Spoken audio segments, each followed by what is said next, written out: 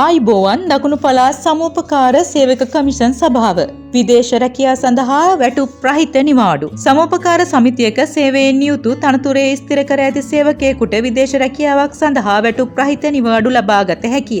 විදේශ රැකියා සඳහා නිවාඩු අනුමත කිරීම සමිතියේ කාරක සභාව විසින් කළ යුතු වන අතර ඒ සඳහා පහත දැක්වෙන විධිවිධාන අනුගමනය කළ යුතු වේ.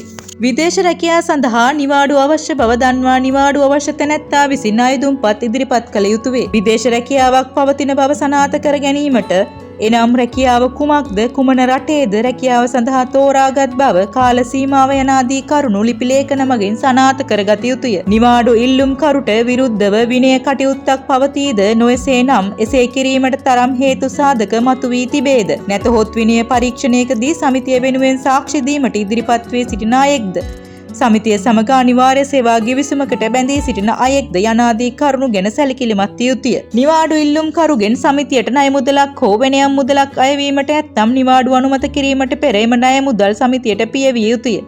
නොයසේ නම් ණයකරු වෙනුවෙන් එම ණය මුදල සමිතියට ගෙවීමට සමිතියේ ස්ථිර සේවකයෙකු අපකරුවෙකු වශයෙන් ඉදිරිපත් යුතුය. නැතහොත් ණය ආපසු ලබා ගැනීමට කිනම් හෝ නිශ්චිත වැඩපිළිවෙලක් තිබේද යන්න ගැන කාරක සභාව විසින් සොයා බලා සෑහීමකට පත් යුතුය. විදේශ රැකියාවක් සඳහා නිවාඩු ලබා දිය යුතු උපරිම කාල සීමාව අවුරුදු 5ක් විය යුතුය.